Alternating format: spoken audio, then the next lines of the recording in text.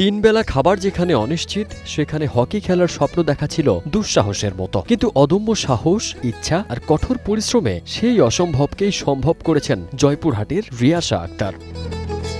লাল সবুজের জার্সি গায়ে আন্তর্জাতিক অঙ্গনে হকি খেলায় দুর্দান্ত পারফরমেন্স করে একের পর এক এনে দিয়েছেন সাফল্য।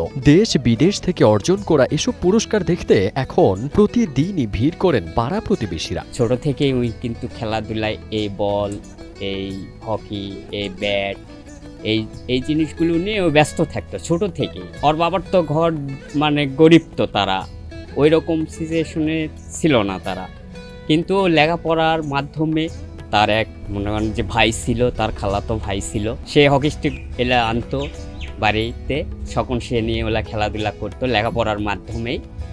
তো একসময় সে বিকেএসপিতে চান্স পালো, আর সে ওখানে গেল, আমরা খুব আনন্দ পেলাম। রিয়াশাকে দেখে আমরা বুঝতে পারলাম যে আসলে হকি খেলা অনেক জনপ্রিয়তা খেলা।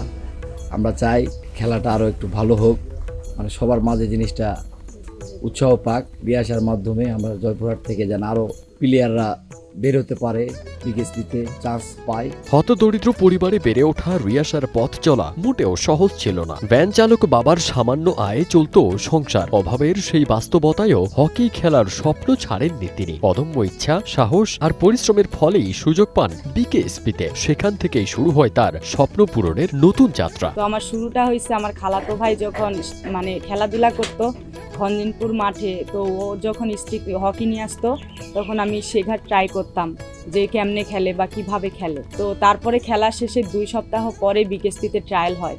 তো বিকেএসপিতে ট্রায়াল দেওয়ার পরে আমি বিকেএসপিতে চান্স পাই, পার্মানেন্ট হই। তারপরেও আমার পারিবারিককে একটু সমস্যা ছিল, বাবা ভ্যান চালায়, মা গৃহিণী, তো একটু বিকেএসপিতে ভর্তি হওয়ার চাপ ছিল। বিকেএসপিতে ভর্তি হওয়ার সময় কিছু টাকা লাগছে, তো আমাদের বাবার একটু সমস্যা হয়েছে, কিছু বিক্রি করা হয়েছে। তো তারপরেও আমি নেক্সটে 2021 সালে ভর্তি হওয়ার কনফার্ম হয়। 2023 সালে 5 ওমানে জয়েন করি। বিকেএসপি থেকে 5 জন নিছে, বাইরে থেকে 3 জন নিছিল। বিকেএসপি 5 জনের মধ্যে আমি একজন ছিলাম। তারপরে খেলা শেষে আমার সিঙ্গাপুর, ওমান, চায়না, ইন্দোনেশিয়া সব জায়গায় আমার খেলা শেষ।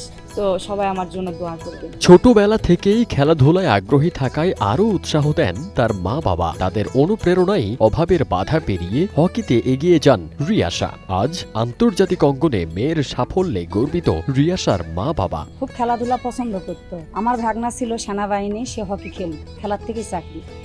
তার হকিতে আমার মেয়ে বাড়িতে খেলতো। ক্লাস 4 যখন উঠছে তখন মাঠে দেওয়া হয়েছিল। গত 2 মাস মাঠে খেলছে, খেলার পর বিকেএসপিতে যায় চান্স পাইছে। সরকার থেকে বারবার চিঠি পাঠায়, আমি মেয়েকে দেই না। পরবর্তী আমার ভাগনা বলে ওখানে দাও, আমি দিয়ে দিছি। আজ আমার মেয়ে এই পর্যায়ে এত দূর গেছে। দেশের সবকিছু, সব দেশে যাইতেছে, সব দেশে খেলতেছে, মানুষের সুনাম, দশের সুনাম। রিয়াশার মতো প্রতিভাবান খেলোয়াড়দের পাশে সরকারি বেসরকারি পৃষ্ঠপোষকতা আরও বাড়ানো গেলে প্রত্যন্ত অঞ্চল থেকেও উঠে আসবে অনেক প্রতিভা। এমনটাই প্রত্যাশা স্থানীয় ক্রীড়াবিদের। আমাদের রিয়াশা আক্তার রিমি আমাদের হকি খেলোয়াড় জাতীয় পর্যায়ে এবং ইন্টারন্যাশনাল পর্যায়ে। এই রিমির মতো আমাদের যদি খেলোয়াড় আরও তৈরি হয়, জয়পুরকে সে আরও আলোকিত করবে।